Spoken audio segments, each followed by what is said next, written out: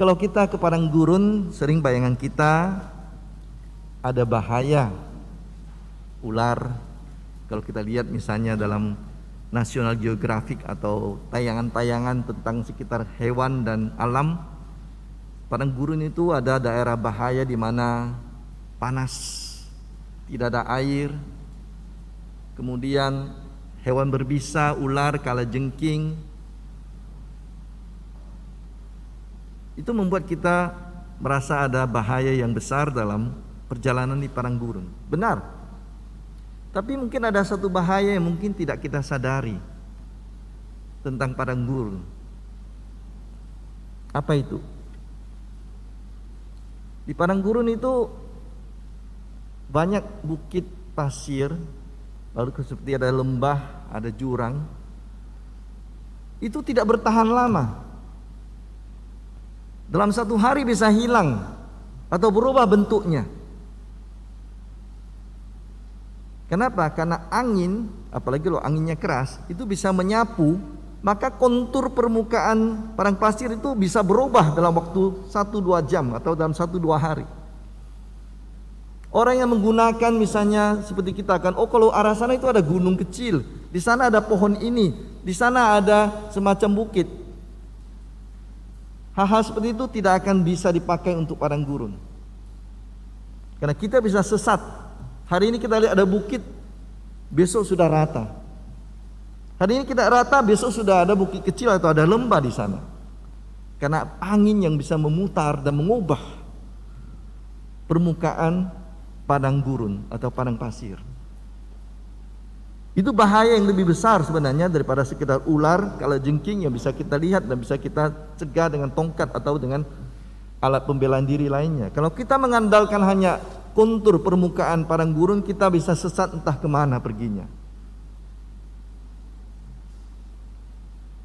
Karena itu saudara-saudari terkasih, bacaan Injil hari ini mengajak kita berbicara untuk mengingat mengapa Yesaya berbicara tentang meratakan jalan di padang gurun yang dikutip dalam Injil Lukas, yang dipakai dalam khotbah oleh Yohanes Pembaptis.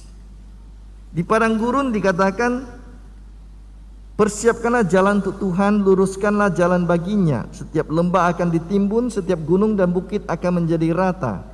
Yang berliku-liku akan diluruskan, yang berlekuk-lekuk akan diratakan. Supaya orang bisa langsung melihat arah yang benar dalam perjalanan, tidak diganggu oleh fata morgana yang menipu mata atau bentuk yang sebentar saja akan bisa merubah.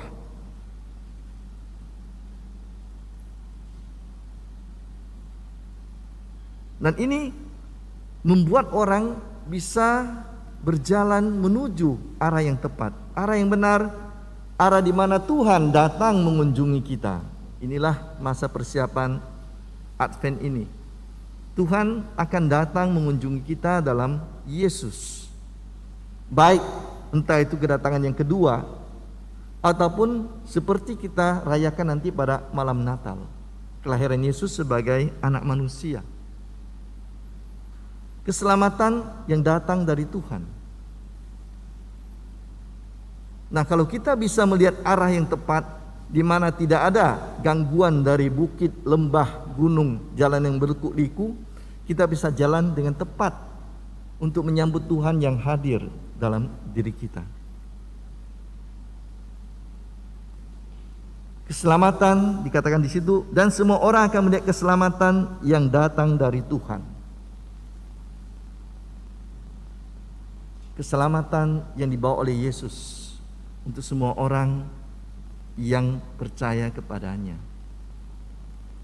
Tapi apakah begitu murah keselamatan itu sehingga kita nanti justru menjadikannya murahan dalam hidup kita?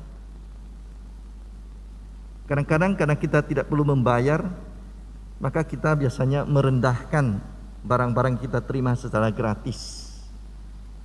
Kalau kita harus bersusah payah untuk mendapatkan sesuatu barang, bekerja mungkin bertahun-tahun, maka kita akan sangat hargai hal tersebut.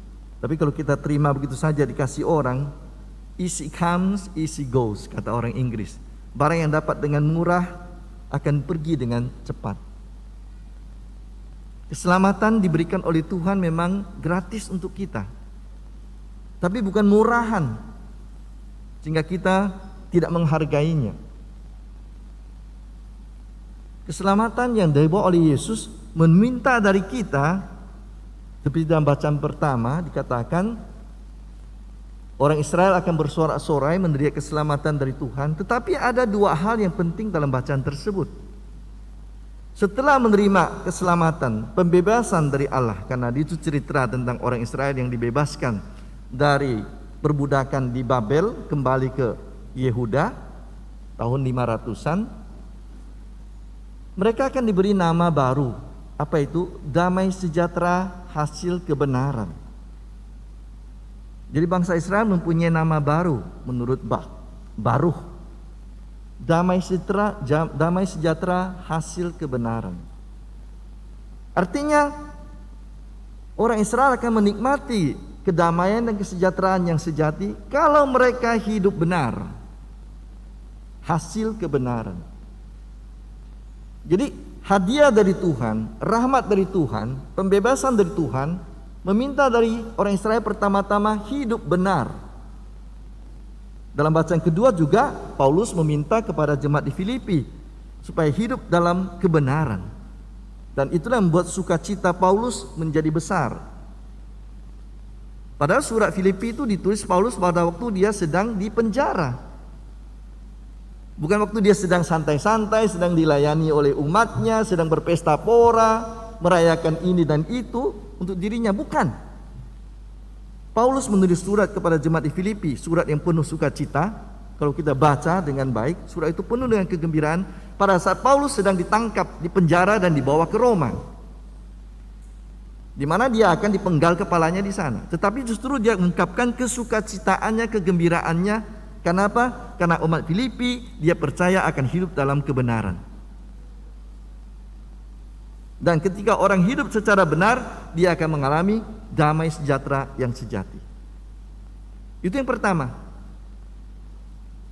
Jadi ketika orang Israel dibebaskan dari perbudakan atau pembuangan di Babel, kembali ke tanah Yehuda tahun 500-an, mereka akan diberi nama baru, damai sejahtera hasil kebenaran. Yang kedua, mereka juga akan mendapatkan nama yang lain, yakni kemuliaan dari takwa. Syarat lain, kemuliaan dari takwa. Orang Israel akan dimuliakan dalam status yang baru. Bukan lagi bangsa terjajah, tapi bangsa yang merdeka. Tetapi mereka diminta untuk takwa kepada Tuhan. Bukan hanya percaya Tuhan itu pencipta, Tuhan itu maha baik. Oke, itu secara akal budi. Setan pun percaya Tuhan itu pencipta. Tapi takwa berarti bersedia mendengarkan, mempercayai sabda Tuhan dan melakukannya. Itulah takwa.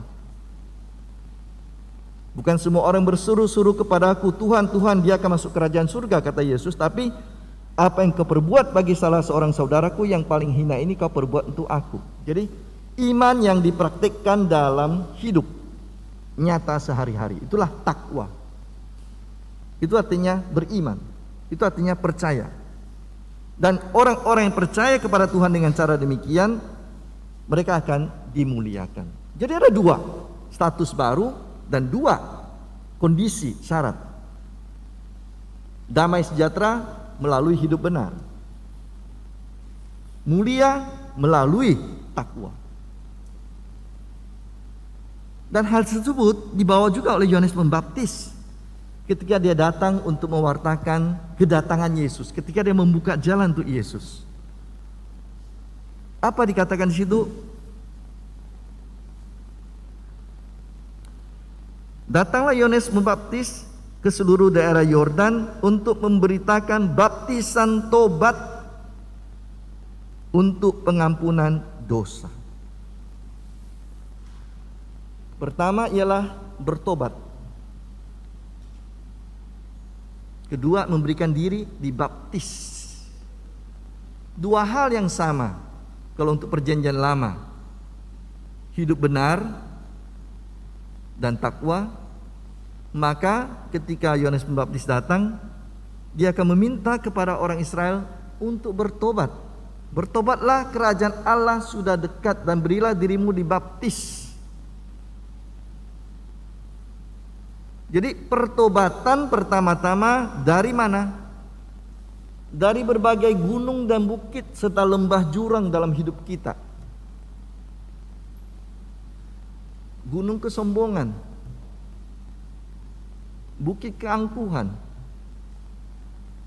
lembah kelemahan, jurang dosa kita, jalan yang berlekak-liku, tidak lurus,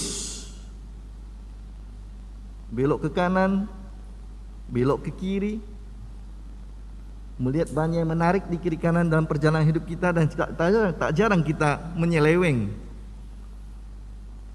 Inilah pertobatan yang diminta dari Injil bacaan hari ini untuk kita. Merendahkan gunung kesombongan kita, merendahkan bukit keangkuhan kita, merasa diri selalu benar, orang lain salah terus, saya yang paling baik. Jurang kelemahan kita, dosa-dosa kita, kelemahan kita yang merasa membuat kita nyaman tinggal di dalam.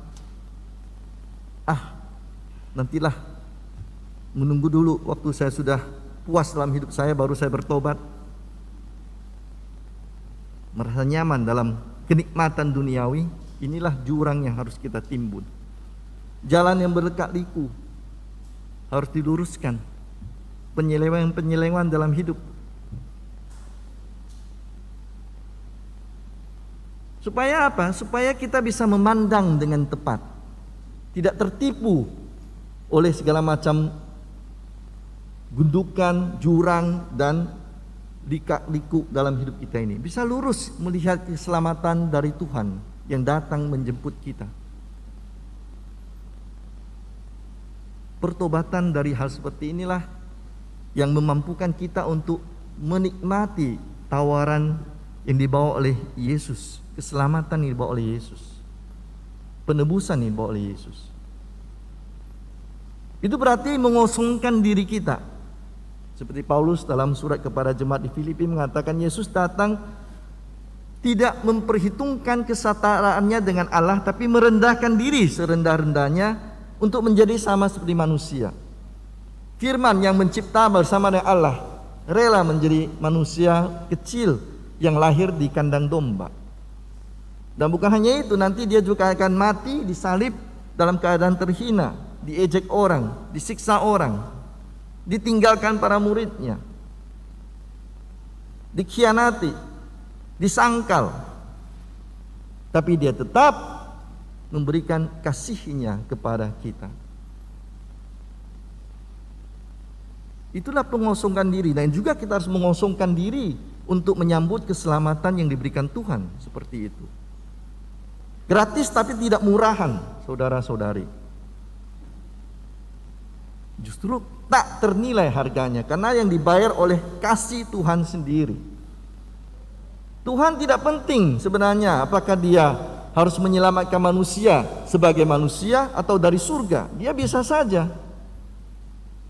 Apa yang tidak mungkin untuk Tuhan? Menebus manusia langsung, cucilah kalian semua bersih.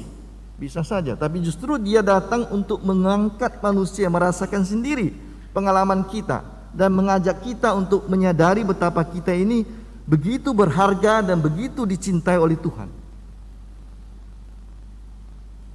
Maka kita juga harus mengosongkan diri kita dari kesombongan kita, keangkuhan kita, merasa diri selalu benar, keegoisan kita, sifat-sifat jelek kita yang membuat kita merasa nyaman dalam hidup, tidak mau kembali kepada Tuhan, memilih untuk menghindari Tuhan, membelakangi Tuhan. Bertobat. Tidak ada jalan lain untuk hidup benar, untuk damai sejahtera. Bertobat. Tidak menjadikan harta sebagai tujuan akhir dari hidup kita. Penting untuk hidup, tapi bukan tujuan akhir. Damai sejahtera bukan datang pertama-tama dari memiliki segala macam barang di dunia ini. Tapi damai sejahtera lahir ketika kita tahu bahwa kita dicintai Tuhan dan kita mau membalas cinta Tuhan. Entah hidup kita senang atau susah, tidak penting. Lihatlah Paulus. Ketika dia sudah ditangkap di penjara, justru bergembira. Kenapa? Karena umat Filipi hidup dalam sukacita, hidup dalam kebenaran.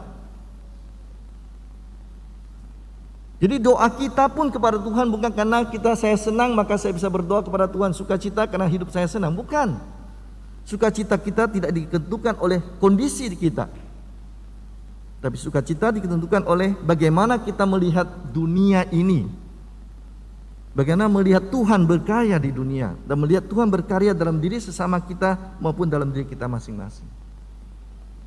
Ketika kita mampu menyadari cinta Tuhan begitu besar bagi semua manusia, sukacita kita menjadi sukacita yang sejati, yang tidak dipengaruhi oleh mood, perasaan hati, harta kita, keinginan kita, kehendak kita. Dan dari situlah kita masuk dalam tahap kedua, memberikan diri dibaptis. Setelah bertobat dari segala kelemahan, menyadari kesalahan pikiran kita, persepsi kita, kita memberikan diri dibaptis. Artinya disucikan oleh Tuhan. Ketika kita dibaptis, kita dibersihkan total sama sekali. Seperti kertas putih untuk Tuhan, layak untuk Tuhan.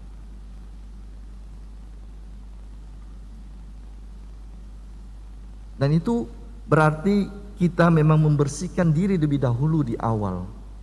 Mengubah diri dulu di awal. Supaya ketika Tuhan membaptis kita melalui air baptis, melalui Roh Kudus, kita sungguh-sungguh bisa hidup dalam kondisi yang sama sekali baru.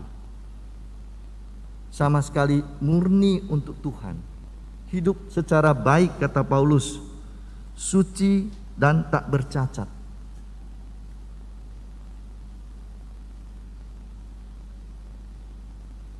Saudari-saudara terkasih, kita sedang di Advent. Sebentar lagi kita menyambut kelahiran Tuhan. Maka dalam minggu kedua ini, dua lilin api menyala ini mengajak kita untuk mengingat dua hal tersebut. Hidup benar supaya mengalami damai sejahtera, takwa kepada Tuhan untuk hidup mulia, bertobat dari segala lekak-likuk hidup kita, jurang dan lembah kemalasan kita, kesombongan kita, meratakan jalan hidup kita, bertobat, dan sekali lagi membiarkan diri dibaptis dalam Roh oleh Tuhan supaya sungguh kita mempunyai hati yang putih, hidup yang baru, jalan yang benar-benar lurus, supaya jalan Tuhan bertemu dengan kita dapat kita temui dengan baik. Bukan hanya pada hari Natal nanti, tapi juga untuk hidup kita di hari-hari selanjutnya. Amin.